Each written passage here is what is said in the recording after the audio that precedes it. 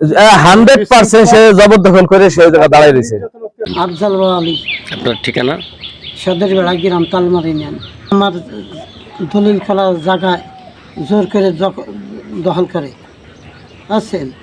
আর এই আমরা বাধা দিবার গেলি ওরা থানায় দারোগা পুলিশ আইনে আমাকে অ্যারেস্ট করায় হ্যারেস করে বা হ্যারেস করে আছে।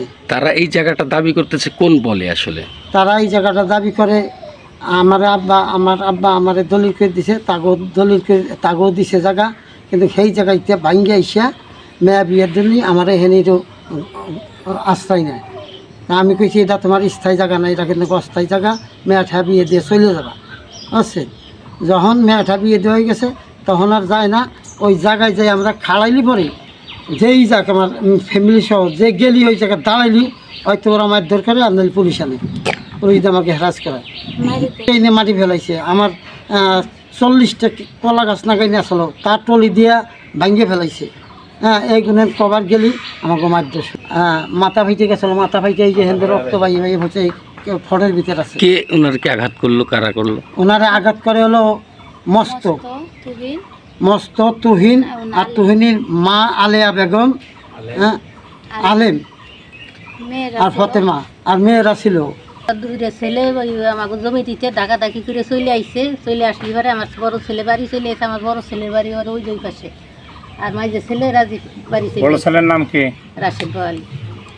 আপনাকে মাথায় আঘাত করে কে? আঘাত করে মোস্তফা আলী। কাগজপত্র আছে? না না, কিচ্ছু নেই, জোর করে থাকে। আচ্ছা, ওনার সব কাগজপত্র সব আছে। ওনার কয়দিন আগে ওনার স্ত্রীরও মারছে, এটা কি সঠিক?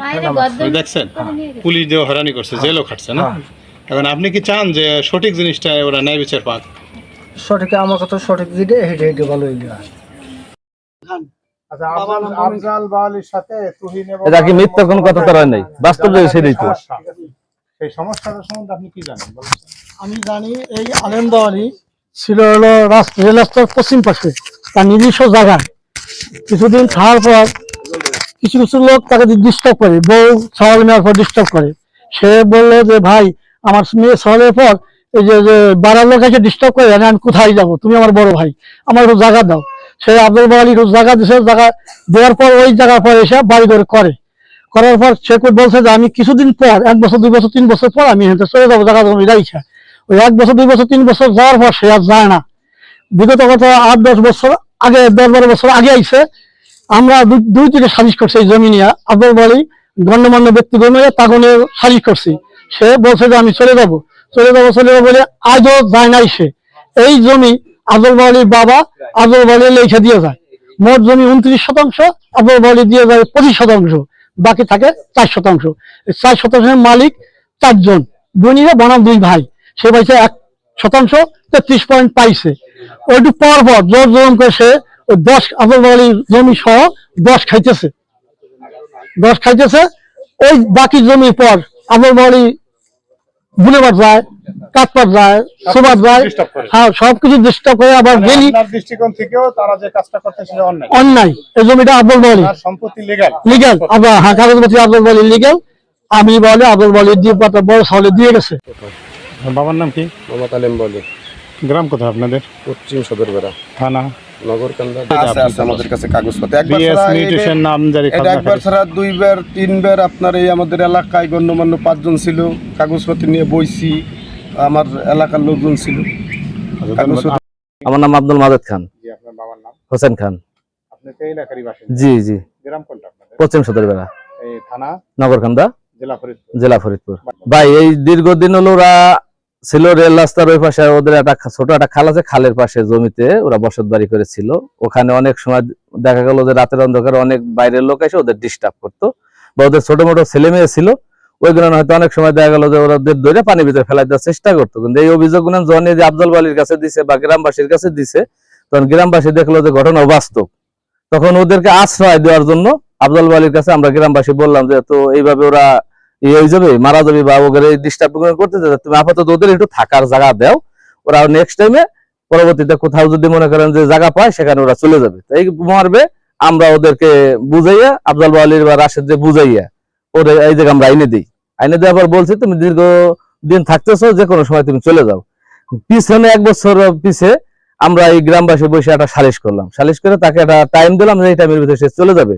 সে টাইমটা ছিল যে এইবারের যে কাল কাতি মাস ছিল, যে বৃষ্টি কাদার দিন তার কোথায় দিব বা কোথায় যাবি সে যাওয়ার দরকার নাই, এতদিন থাকছে, এখন তারে সময় দেওয়া হয়েছে তুমি কাল কাতি মাসের ভিতরে থাইকে অন্য জায়গা তুমি চলে যাবা। আর এই জায়গা ইভেন হলো উনি পাবে বাপের গেলে সম্পদ ওয়ারিশ, অন্য জায়গা সে পাইছে। আর এই যে জায়গার পর উনি বসত বাড়ি করতেছে এখানে 1% 23 পয়েন্ট পাবে। আর বাদ বাই যে 10% খাইতেছে, আর বাদ বাই সে খাইতেছিল আফজাল ওয়ালির জমি, তার নামের জমি, দলিলের সম্পত্তি। সে এখন সে যদি মনে করেন থাকতে না দেয়, সে তো থাকতে পারবে না, সে জোর করে থাকতেছে।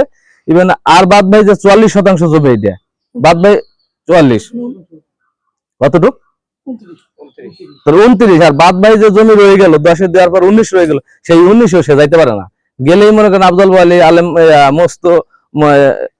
মস্তর ভাই, এরা ওই তুহিন, ওরা গেলেই ওই জায়গা ওদেরকে মারপিট করে, মানে যে কোনো মুহূর্তে যে কোনো পরিস্থিতি ওরা গাছ লাগালে সেই গাছটা নষ্ট করে ফেলায়। এটা আমাদের ওরা ডাইকিনে অনেকবার দেখাইছে, দেখানোর পরে আমরা ওদেরকে বলছি, ওরা সেটা মানে না। মানে গাওয়া জুড়ে এটা বলতে একটা জিনিস সেটা ওরা করতেছে। একজনের জায়গায় একজন থাকলে তার সাথে আপোষ করে থাকতে হবে, সে আপোষ তো দূরের কথা, আর বরঞ্চ তাদের উপর ক্ষিপ্ত হইয়া হিংস্র প্রাণীর মতো আচরণ করছে এদের।